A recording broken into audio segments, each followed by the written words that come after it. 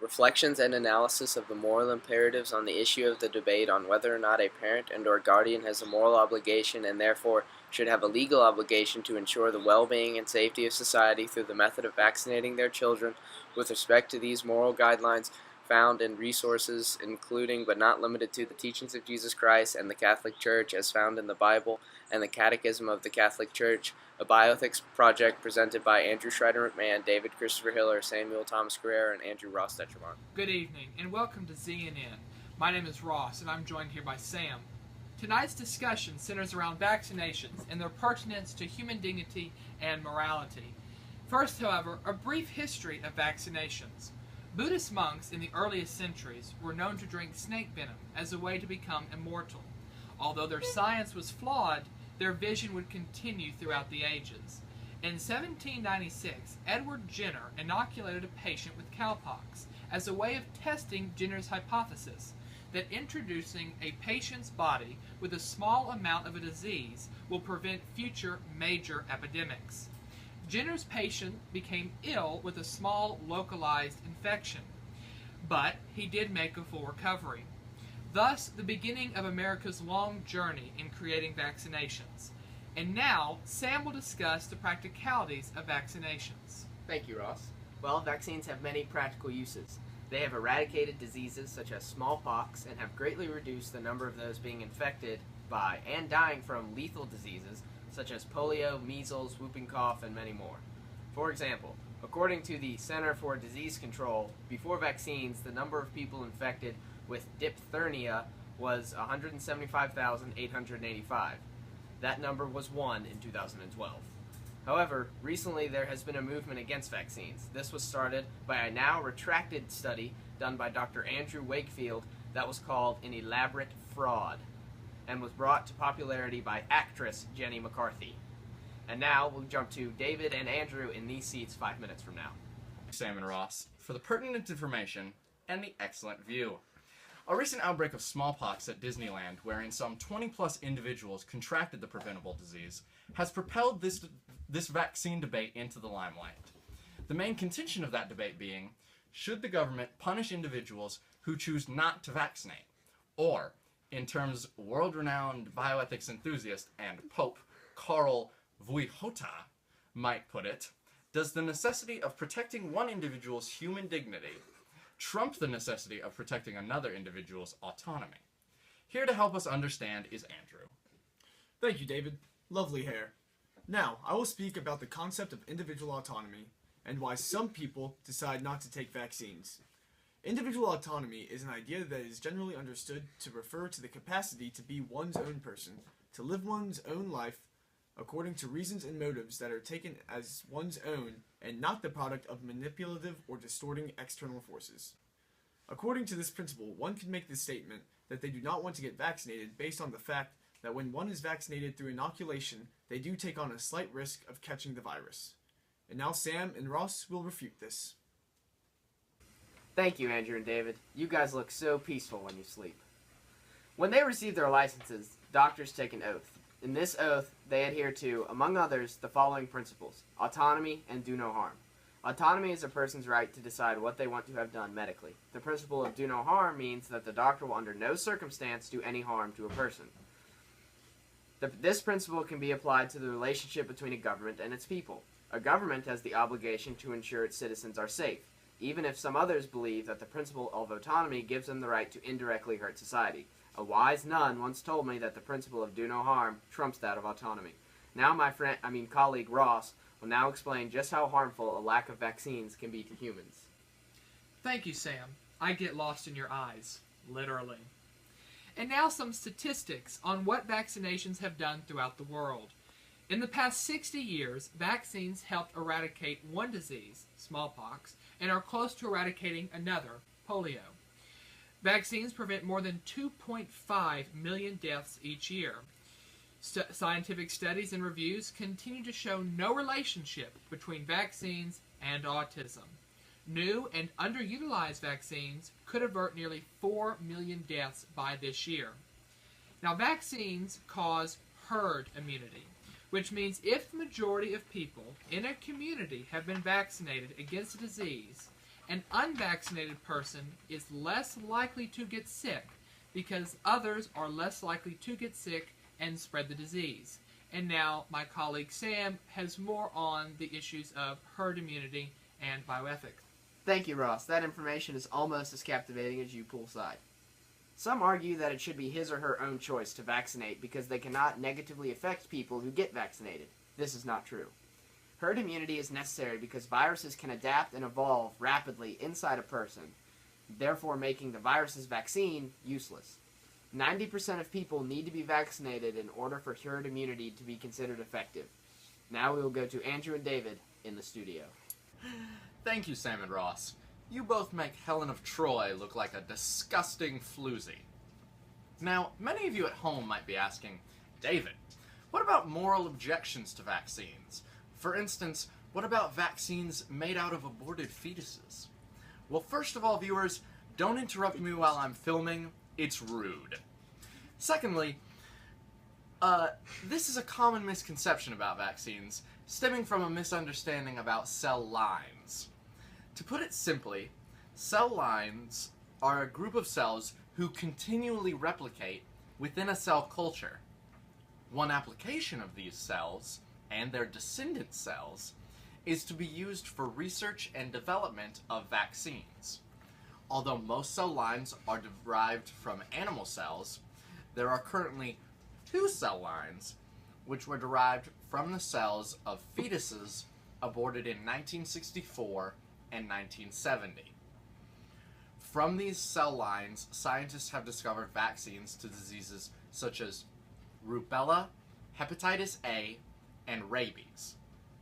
In response to these vaccines, the Vatican released a study entitled Moral Reflections on Vaccines Prepared from Cells Derived from Aborted Human Fetuses. In this study, the Church concluded that Catholics were encouraged to receive an alternative vaccine when one was available. However, the moral imperative of protecting one's children and those around them from dangerous diseases outweighed the very remote material cooperation with the original immoral act. The Congregation for the Doctrine of Faith supported this statement through their own Donum Vitae and Dignitas Personae. Here to tell you about some other moral objections is Andrew. Thank you, David.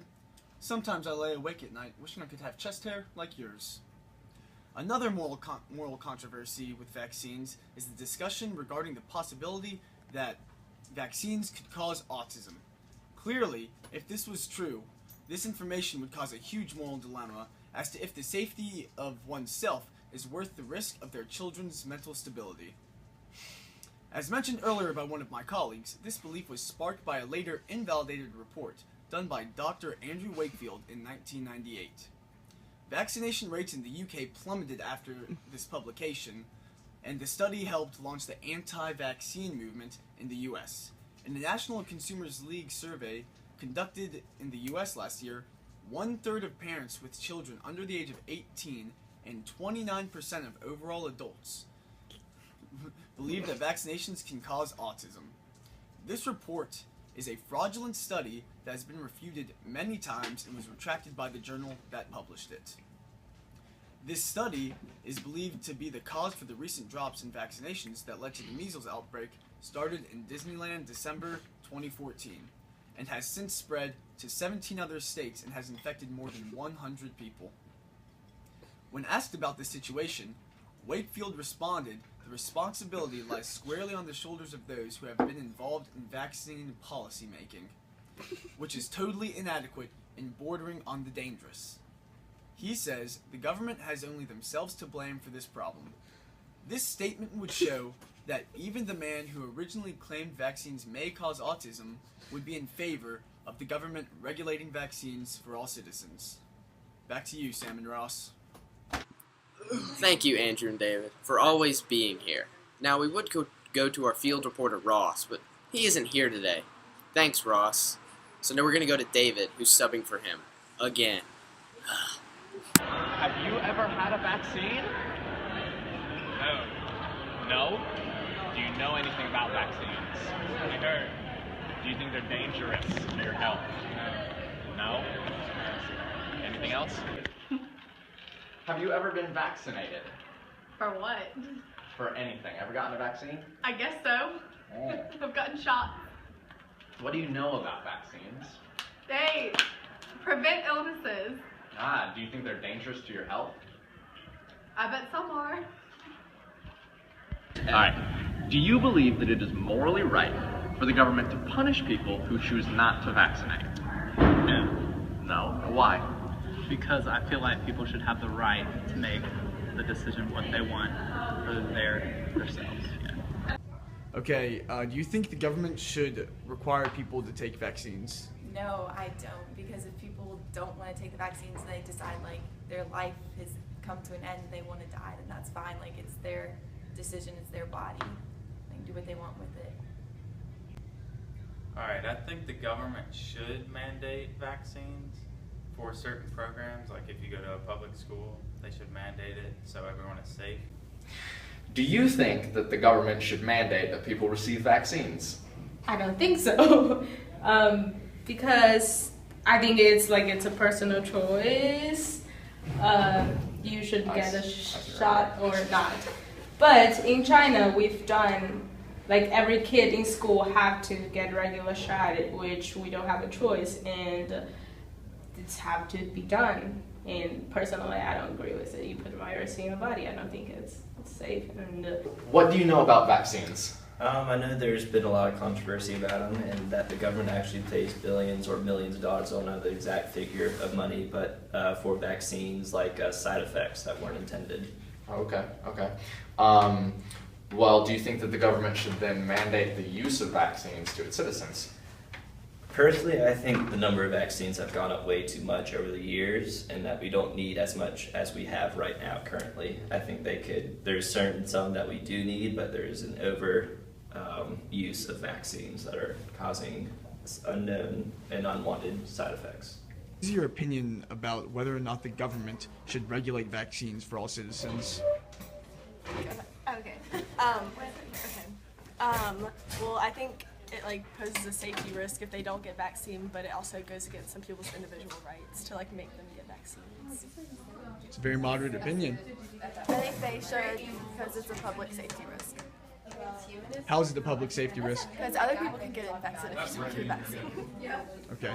Now, can you tell us anything about the recent measles outbreak at Disneyland? Everyone should be vaccinated. I don't know anything about it.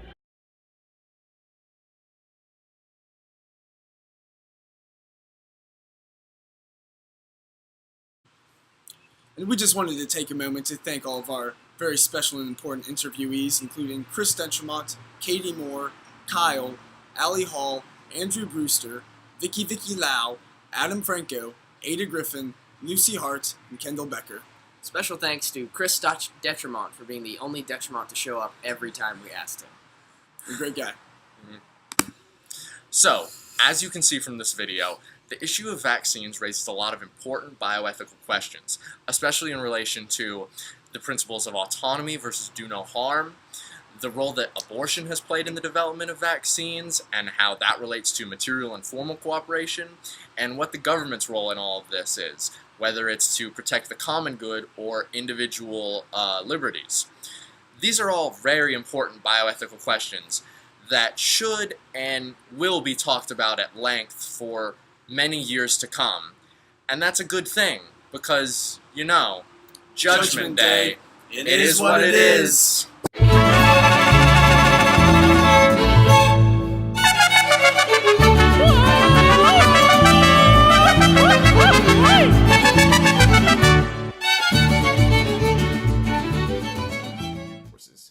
According to this principle, one could make the statement that they do not want to...